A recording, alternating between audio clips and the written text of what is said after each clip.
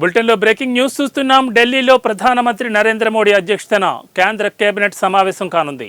ఈ సందర్భంగా పలు కీలక అంశాలపై చర్చించే అవకాశం ఉందని సన్నిహిత వర్గాలు చెబుతున్నాయి. అలాగే ఒకే దేశం ఒకే ఎన్నిక డ్రాఫ్ట్ బిల్లుకు ఆమోదం తెలిపే అవకాశం ఉన్నట్లు అధికార వర్గాలు పేర్కొంటున్నాయి. జమిలీ ఎన్నికలపై సర్వత్రా చర్చ కొనసాగుతున్న వేళ మంత్రివర్గ సమావేశానికి ప్రాధాన్యత సంతరించుకుంది. ఈ భేటీలో ఎలాంటి నిర్ణయాలు తీసుకుంటారనేది ప్రస్తుతం ఉత్కంఠగా మారింది.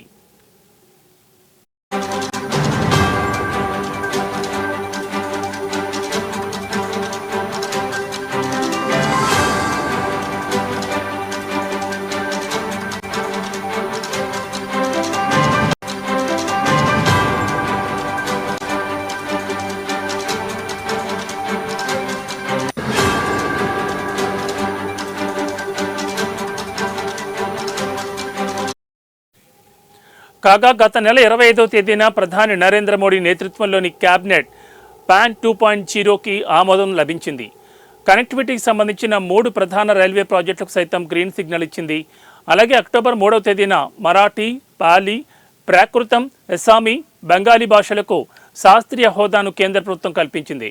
అయితే ప్రస్తుతం జరిగే కేబినెట్ మీటింగ్లోనూ పలు ప్రతిపాదనలకు ఆమోదం తెలిపే అవకాశం ఉన్నట్లు సమాచారం.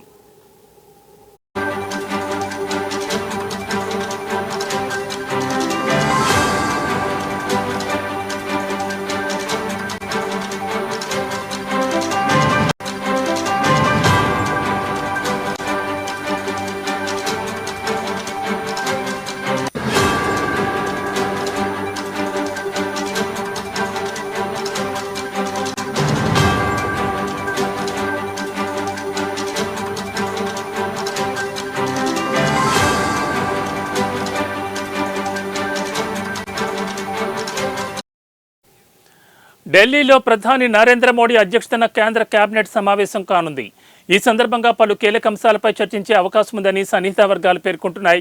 అలాగే ఒకే దేశం ఒకే ఎన్నిక డ్రాఫ్ట్ బిల్లుకు ఆమోదం తెలిపే అవకాశం ఉన్నట్లు అధికార వర్గాలు పేర్కొంటున్నాయి. జమిలీ ఎన్నికలపై సర్వత్రా చర్చ కొనసాగుతున్న వేళ మంత్రివర్గ సమావేశానికి ప్రాధాన్యత సంతరించుకుంది. ఈ భేటీలో ఎలాంటి నిర్ణయాలు తీసుకుంటారనేది ప్రస్తుతం ఉత్కంఠకరంగా మారింది. కాగా గత నెల 25వ తేదీన ప్రధాని నరేంద్ర మోడీ నేతృత్వంలోని కేబినెట్ పాన్ 2.0కి ఆమోదం లభించింది. కనెక్టివిటీకి సంబంధించిన 3 ప్రధాన రైల్వే ప్రాజెక్టులకు సైతం గ్రీన్ సిగ్నల్ ఇచ్చింది.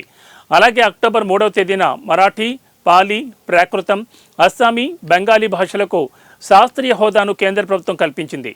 అయితే ప్రస్తుతం జరిగే కేబినెట్ మీటింగ్లోనూ పలు ప్రతిపాదనలకు ఆమోదం తెలిపే అవకాశం ఉన్నట్లు సమాచారం.